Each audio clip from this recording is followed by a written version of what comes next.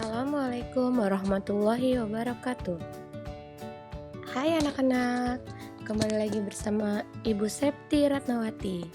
Hari ini kita belajar bersama lagi ya nak. Hari ini kita akan mempelajari materi masih berkaitan dengan bilangan bulat, materi soal cerita. Jadi yang berkaitan dengan kehidupan kita sehari-hari ya. Yuk kita mulai belajar.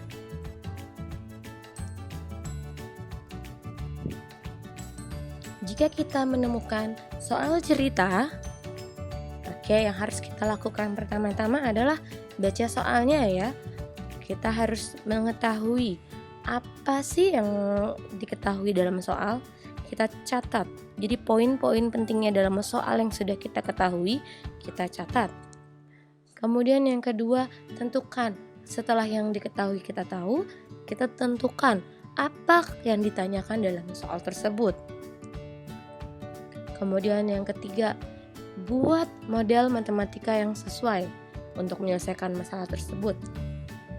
Yang keempat, selesaikan soal menggunakan model matematika yang telah dibuat. Kemudian, periksa kembali jawaban yang kalian dapatkan, sesuaikan dengan yang ditanyakan. Untuk lebih jelasnya, kita langsung masuk ke contoh soal ya. Contoh soal yang pertama. Seorang penyelam mula-mula berada 3 meter di bawah permukaan laut. Selanjutnya, ia menyelam lagi sejauh 4 meter. Di manakah posisi penyelam sekarang? Yang kita ketahui ya.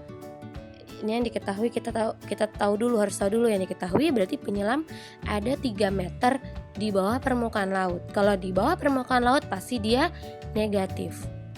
Kemudian dia menyelam lagi 4 meter. Nah, ini 2 poin ini yang kita ketahui ya. Yang ditanya, tadi kita harus tahu yang ditanya ya. Yang ditanya apa? Di mana posisi penyelam sekarang? Penyelesaiannya seperti ini. Kita buat dulu garis bilangannya supaya lebih mudah.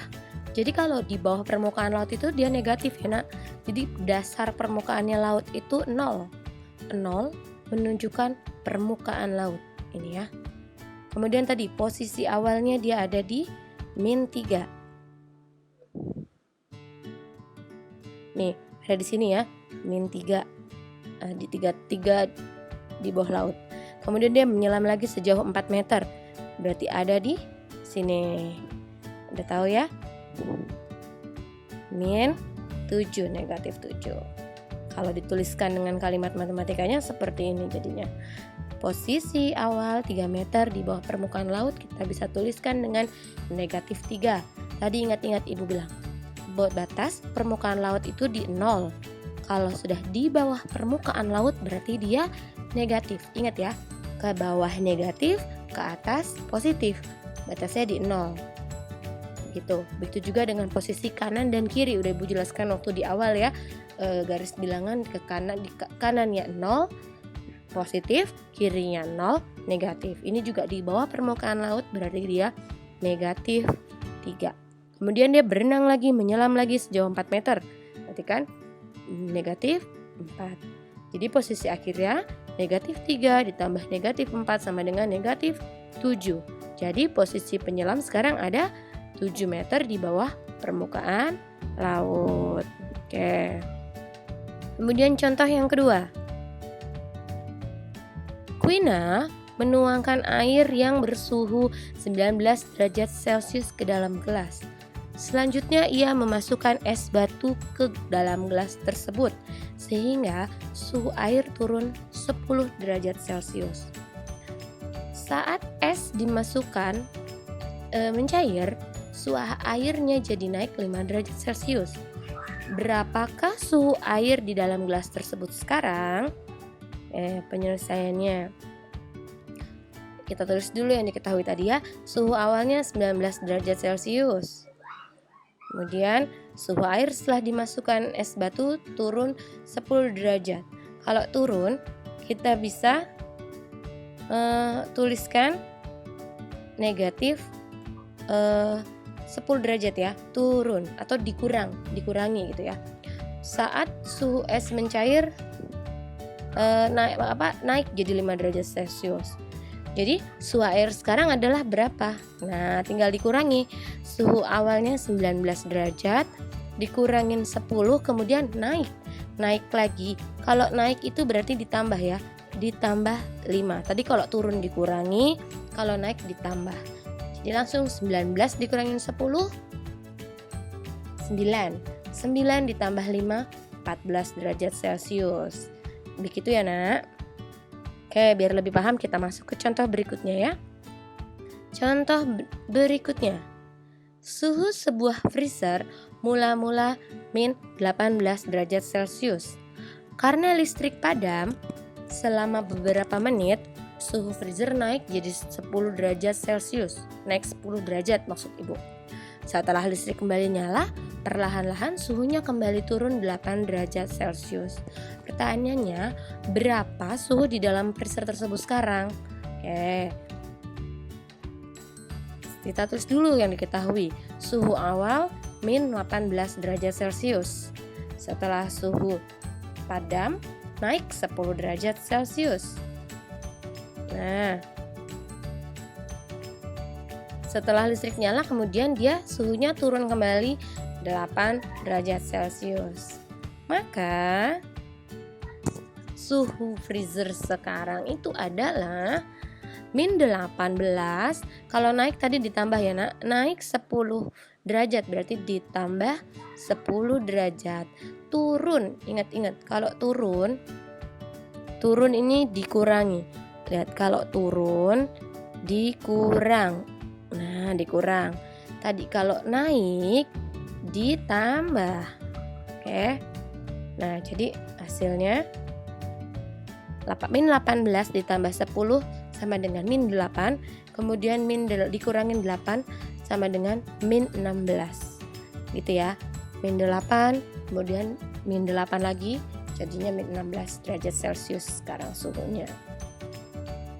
Oke, biar lebih paham kita masuk ke contoh berikutnya. Nah, seekor tupai hinggap pada sebatang pohon dengan ketinggian 20 meter. Jadi tupai tergelincir sejauh 2 meter setiap menitnya.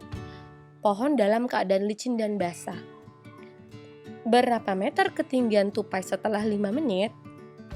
Jadi dia karena licin pohonnya, jadi ini si tupai ini tergelincir ya. Setiap menitnya dia jatuh 2 meter. Sekarang kita selesaikan. Oke. Ini yang diketahui kita tulis dulu kan. Mula-mula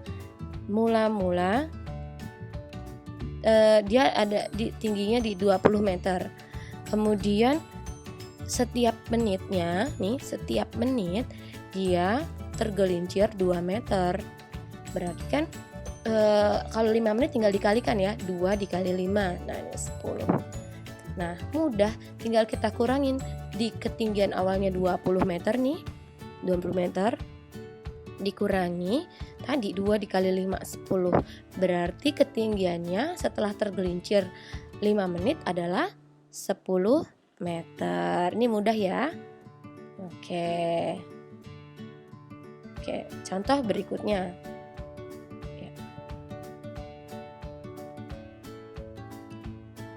Suhu di daerah Khatulistiwa 28 derajat Celcius.